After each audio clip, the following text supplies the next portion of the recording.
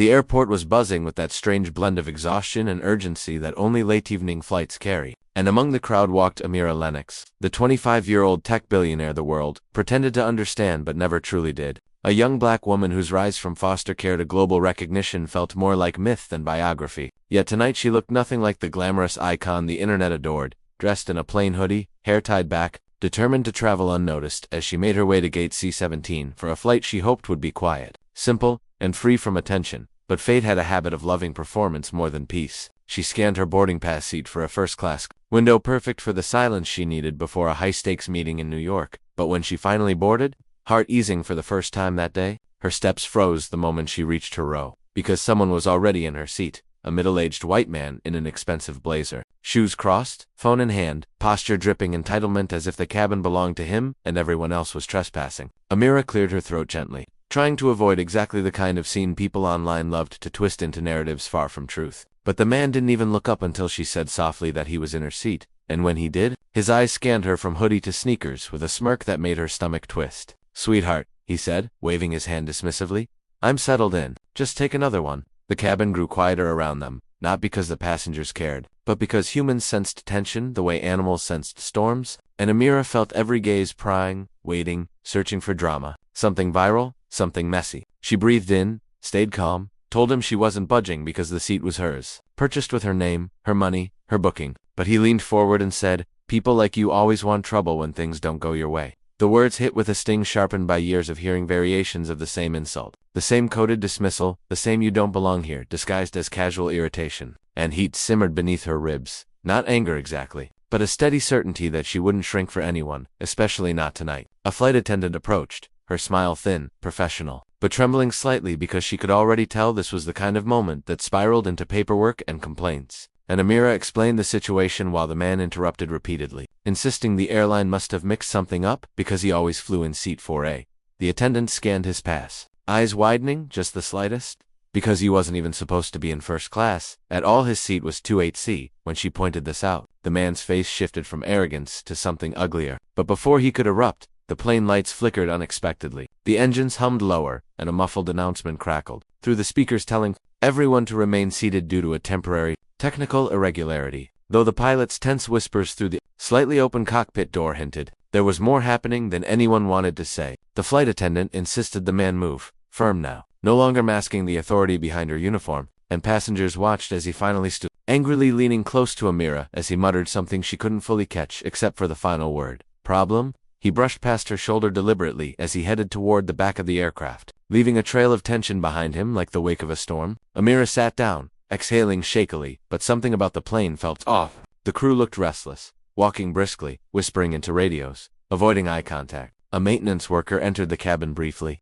glancing straight at Amira's row as if searching for someone or something, then disappearing again with a face drained of color. The door remained open much longer than usual, cold air slipping in from the jet bridge, and suddenly, 3 airport security officers stepped aboard. The passengers stiffened. Even the engines seemed to quiet themselves. The officers moved with purpose toward the man who had taken her seat, who was now standing in the aisle arguing with another traveler about overhead storage. They surrounded him, spoke quietly at first, then more firmly, and within seconds they were escorting him off the aircraft, his protests echoing down the jet bridge until the sound faded completely. The entire cabin buzzed with confused whispers. And just as Amira's heart began to slow from the chaos, the captain's voice came over the speaker, unusually serious, announcing the flight would be grounded temporarily due to a security concern involving a passenger. But that wasn't what made Amira's pulse jump. It was when the captain added that the concern had originated from the front of the plane, near her row, as if the incident with the stolen seat had been the spark to something much larger than she understood. The passengers groaned at the delay, unaware of the deeper tension weaving itself through the cabin,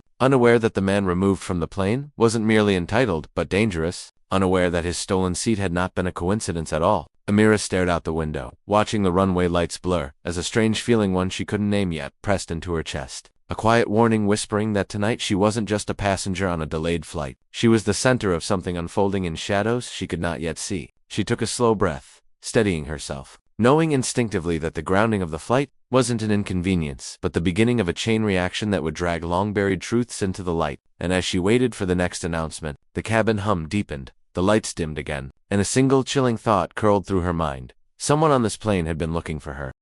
The minutes after the grounding stretched into a heavy silence that wrapped itself around the cabin like an invisible fog, and Amira, though steady on the outside, felt her heartbeat thudding hard enough to echo in her ears as she watched airport security linger just outside the open door, murmuring into radios, glancing toward her row with a frequency that made her skin prickle, because there was no reason, no reasonable explanation why a simple seat dispute should set off such a chain of reactions. But something in their faces, something cold and knowing, told her that the man dragged from the plane had not been acting alone. When the door finally closed again, the engines rumbling back to life with a shaky growl, the passengers sighed with the relief of people who thought the worst had passed. Yet Amira sensed the truth bending beneath the surface, like a shadow slipping under a doorframe. The flight attendants resumed their routines, but their smiles felt strained, their movements sharper than before. And as the plane pushed back from the gate, she noticed one of them, a younger attendant named Leela, with trembling hands and darting eyes, pause near her seat, as if fighting the urge to say something. But when their eyes met, Lila quickly turned away, almost frightened. The unease pressed deeper into Amira's spine. She tried to distract herself by scrolling through business proposals on her phone, contracts waiting for her signature, messages from executives who spoke to her like she was twice her age and half as alive.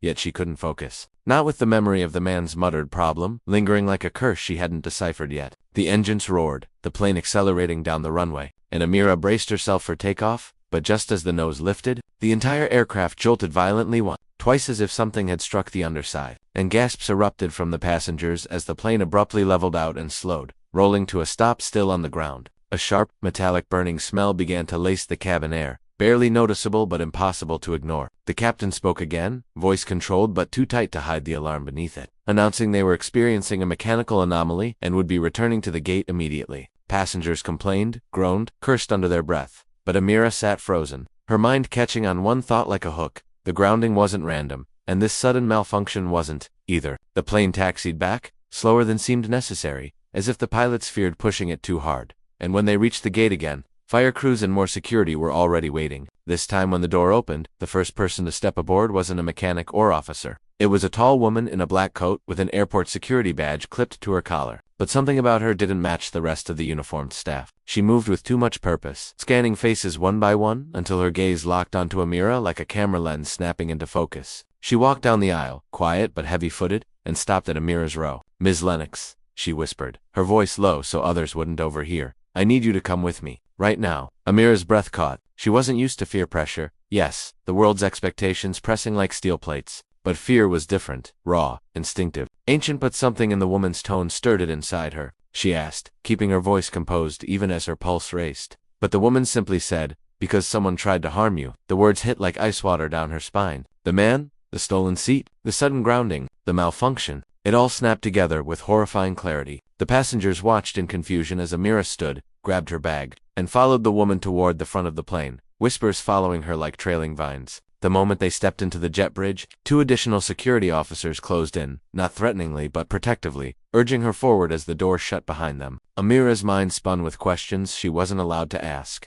The woman in the black coat led her into a private operations room just off the terminal, where monitors glowed with maps, flight logs, and security feeds. A man in a navy suit waited inside airport threat analyst. According to his bajand, he motioned for her to sit. He looked shaken, like whatever he was about to say was something he'd hoped he'd never encounter in his career. "Ms. Lennox," he began, "the man who took your seat was not supposed to be on that flight. Not just because of the wrong boarding zone. He bypassed security entirely." Amira blinked, her stomach turning. "What do you mean bypassed?" He exchanged a look with the woman, then explained. His boarding pass was forged. Not just edited, professionally manufactured using an internal airline template. Someone helped him. Someone with access. Amira felt the room tilt, her throat tightening. "Why my seat?" "Because," the analyst said quietly, "your seat was rigged." Rigged. The word slammed into her chest with the weight of a falling world. He tapped a screen showing a 3D diagram of the plane's wiring beneath. "First-class seat for a device was installed beneath your cushion. Not an explosive, something designed to trigger a cascading electrical failure once the aircraft reached altitude.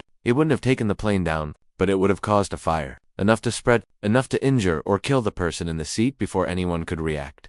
Cold washed over her, slow and suffocating. "Who would do that?" she whispered, but the analyst shook his head. "We're still investigating." But this wasn't random. The woman in the coat stepped forward. "Ms. Lennox, this is targeted." Amira's pulse hammered. Flashes of memories, old interviews, controversies, corporate enemies, lawsuits, people who resented her power, her success. her identity mixing into a storm of possibilities. But before she could respond, a shrill alarm blared through the operations room, startling everyone. A junior officer rushed in, breathless. The man removed from the aircraft, he escaped custody. The analyst swore under his breath. The woman's face drained of color. Amira's blood ran cold. How? The analyst demanded. He had help. Someone grabbed him in the corridor, shoved an officer, cut him free, and they both disappeared into the terminal crowd. The room burst into frantic movement. Officers grabbing radios, dispatching teams, sealing exits, closing down The analyst turned back to Amira. We're moving you to a secure location. But before they could act, the power in the operations room flicked twice and then half the screens went black, static hissing through the speakers. A single camera feed blinked onto one of the surviving monitors.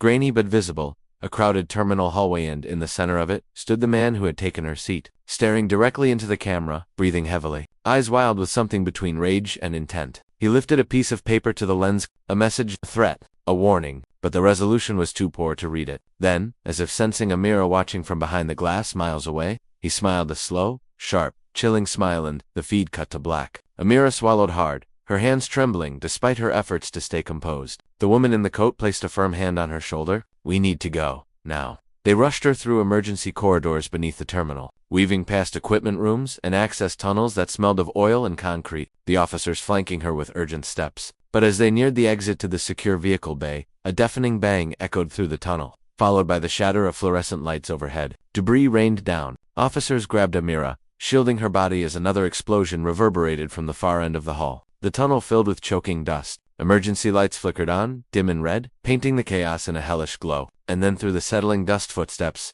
slow, purposeful, coming closer. The woman in the coat drew her sidearm, pushing Amira behind her as the officers formed a protective barrier. Stay behind us, she ordered, voice low. The footsteps paused. A shadow appeared at the tunnel's far end, tall, deliberate, waiting. Amira felt her breath catch, a mix of terror and defiance burning through her veins. This wasn't about a stolen seat. This wasn't about chance. Someone had come for her. Someone who believed she shouldn't have lived long enough to step foot on that plane. Someone who was close to closing in as the tunnel lights flickered, painting their silhouette in flashes of red and darkness. And deep in the silence between echoes, Amira realized something terrifying. She was not the target of a lone attacker. She was the center of a plan much bigger than she had imagined. The shadow at the end of the tunnel stood motionless, a plan that was just beginning, that felt stretched across eternity. And in that moment, Amira felt the cold truth sink deeper into her bones. This wasn't an accident. This wasn't coincidence. This wasn't even a simple assassination attempt. This was a coordinated hunt, a pursuit designed to corner her where no cameras watched, no crowds intervened, no help could arrive in time. The woman in the black coat kept her arm extended, gun steady despite the trembling tension in her shoulders, while the officers surrounding Amira shifted their stance, preparing for impact. But the figure didn't rush forward or raise a weapon. Instead, he stepped slowly into the red emergency glow, revealing not the man from earlier, but a completely different attacker, broad-shouldered, face gaunt, eyes cold, wearing a mechanic's uniform belonging to airport staff, except the badge clipped to his chest was a fake. The name, a smear of printed ink. The woman hissed under her breath, realizing now the scale of the infiltration. He's not alone, she whispered, and as if summoned by those words, the lights at the far end of the tunnel flickered again, and another figure appeared. Then another, each dressed differently, one as a baggage handler, one as a janitor, one in a custodian vest, different disguises, same purpose. A ring of silence tightened around them as the attackers closed the distance like wolves drawing in on trapped prey. Amira felt the officers push her toward a side door, but when the woman in the coat tried the handle, it wouldn't budge. Sabotage, deliberate and precise. They sealed us in, she muttered, then raised her voice sharply to the others. Stand ready. The attackers moved as one, swift and sudden, and the tunnel erupted into chaos. Gunshots cracked through the air, ricocheting off concrete, metal clanged, shouts echoed, and Amira was thrown backward against the wall as an officer shielded her from a swinging metal pipe that crashed where her head had been a split second earlier. The attackers fought with brutal precision, not random rage but trained aggression, the kind used by professionals who had practiced to expected resistance, who planned for it. Amira ducked as debris flew, her heart pounding with a fear she had never felt even in the harshest years of her childhood, because this time survival depended not on luck or grit but on whether these strangers could keep her alive against an enemy that seemed to know every move she would make. The woman in the coat fired perfect shots, taking down the first attacker with a clean hit to the leg, then another, but the third lunged forward, tackling her to the ground, weapon skidding across the floor. Amira didn't think she acted. She grabbed the metal emergency extinguisher beside her and slammed it into the attacker's head, with all the force her adrenaline-fueled panic could summon. He collapsed, stunned, giving the woman time to shove him off and scramble back to her feet. More attackers poured into the tunnel, far more than made sense for one mission. And the realization hit Amira like a crashing wave. This was not about simple revenge or corporate competition. This was a well-funded, orchestrated assault. Someone had paid for this. Someone powerful. Someone who believed her death was worth this scale of destruction. The officers fought fiercely but were outnumbered, and the tunnel's red glow blurred with smoke and dust. Then, through the chaos, the man from earlier, the seat thief, emerged at last, stepping through the smoke like a serpent slithering out of darkness, his clothes dusty, his hair wild, his expression twisted with righteous fury. "There she is," he snarled, voice echoing through the battered hallway. "The girl who ruined everything." The woman in the coat shoved Amira behind her again. "Don't listen to him." But Amira wasn't listening. She was staring, searching, trying to understand why this stranger believed she had ruined anything. "Why?" she demanded, stepping forward despite every instinct screaming at her to hide. He laughed, a crackling sound of bitterness. "Your company," he spat. "Your algorithms. Your expansion. You cost people jobs, real people. You didn't even know their names. You think your money shields you from consequences." His words were jagged, twisted with hatred, not just for her but for what she represented in his Minda symbol. "Not a human. It wasn't just me. We all lost everything because of you." Amira felt the accusation tear through her. Not because it was accurate. Her company had offered buyouts, retraining programs, transition assistance, transparency, but because hatred didn't need truth to burn. "You tried to kill a plane full of people just to get to me," she said, voice sharp with anger. "You put lives at risk over a lie you told yourself." His face contorted. "A lie. You built an empire on the backs of people like me and walked away rich." Before he could step closer, the tunnel shuddered violently, and alarms blared as emergency doors slammed shut at the far end, sealing the attackers outhand, sealing the officers, and Amira, halfway inside the chaos. The woman in the coat grabbed Amira's arm. "We have to move. Now." They sprinted down the tunnel, stumbling through debris, while the remaining attackers chased them from behind. A siren wailed overhead. "Security breach, evacuate terminal." The tunnel sloped downward into a maintenance platform overlooking the underground tram system that transported luggage across the airport. Conveyor belts and steel tracks stretched across the cavernous space like veins beneath the terminal, and the sound of machinery muted the chaos they left behind. But as they reached the platform edge, the woman cursed. The tram system was active, but the nearest maintenance cart wasn't built for passengers. "We ride it," she said anyway, grabbing Amira's wrist and pulling her down the ladder. No choice. They jumped onto the small open cart as it hummed to life, and the woman hotwired its controls, sending it speeding along the tracks into the dim tunnel ahead. But behind them, the attackers appeared again, 3 dropping onto the tracks and sprinting after the cart with frightening speed. Amira clutched the rail as the cart rattled violently, sparks flying from its wheels. The tunnel, a blur of pipes and cables rushing past. "Hold on," the woman warned before yanking a lever that jerked the cart onto a side track. The attackers leaped, barely missing the edge, one tumbling and slamming hard against the metal walkway before rolling out of sight. The cart shot out of the maintenance tunnel into a lower-level freight bay where pallets of cargo towered like walls and forklifts sat abandoned in the emergency lockdown. The woman skidded the cart to a stop. "We go on foot," she said, panting. They ran between towering stacks of crates until they reached a metal door leading into a service elevator. The woman swiped her clearance card. Denied. The attackers' interference had locked down the system. She slammed the cart again. "Denny," to shout, echoed through the Batha. Attackers had found them. The woman scanned the space, eyes darting. "There." She pointed to a vertical ladder leading up to a maintenance hatch near the ceiling. "Climb." Amira climbed, muscles trembling, palms slick with sweat, every rung a desperate prayer. And behind her the woman climbed while gunshots rang out as attackers fired from below. A bullet pierced the crate beside Amira, spraying splinters across her face. She climbed faster, breath burning in her throat. They reached the hatch jammed. The woman rammed her shoulder into it once, twice, then it snapped open, and they hauled themselves into another maintenance corridor above the freight bay. The tunnel was narrow, claustrophobic, lit by flickering fluorescent tubes, but quiet. Too quiet. They moved quickly, footsteps echoing as distant noise from the airport rumbled like a distant storm. "We're close to the security bunker," the woman said, pointing ahead. But as they rounded a corner, 2 more attackers stood waiting, guns raised. Before they could fire, a deafening blast roared through the tunnel as security forces charged from the opposite end, firing warning shots that sent the attackers fleeing. Officers swarmed forward, surrounding Amira and the woman in a wall of protection. A voice thundered from the team lead, "Ms. Lennox, we're getting you out now." They rushed her into the bunker, a fortified steel room beneath the airport filled with screens, dispatch systems, and heavily armed officers. Only when the door sealed behind her did Amira finally breathe. The analyst from earlier stood waiting, dark circles beneath his eyes. "It's over," he said. "We have the suspects contained." But Amira shook her head. "No," she said softly. "This was bigger than them." The analyst hesitated. "We discovered something while the systems rebooted. The attackers were financed by a shell corporation traced back to someone with motive." He slid a tablet toward her. Amira's heart froze. It was someone she once trusted, someone she once worked with, someone she once saved. Betrayal cut deep not because it surprised her, but because it confirmed the darkest truth she had always suspected. Success had never been the real threat. Her existence was, hours later, escorted through a private exit surrounded by security vehicles. Amira stepped into the quiet night air, exhausted, bruised, but alive. Reporters swarmed outside the restricted zone, shouting questions behind barricades, cameras flashing like lightning. The world wanted a story, but none of them would ever know how close she had come to disappearing forever beneath the airport's concrete bones. As she climbed into the armored car, taking her away, she looked back at the terminal glowing in the distance. She had survived, barely, and now she knew the truth. Her life had never been defined by the billions she earned, but by the battles she didn't choose, but still had to fight. Tonight was one of them, and she wasn't done fighting. She turned to the camera, recording her final statement for her team and the world waiting outside. "Tell everyone watching this," she said, breathing steady, eyes fierce. "No matter where you're watching from, your city, your country, your home, drop it in the comments. And if you're hearing my story right now, subscribe, like, and share. Because the world needs to know something important."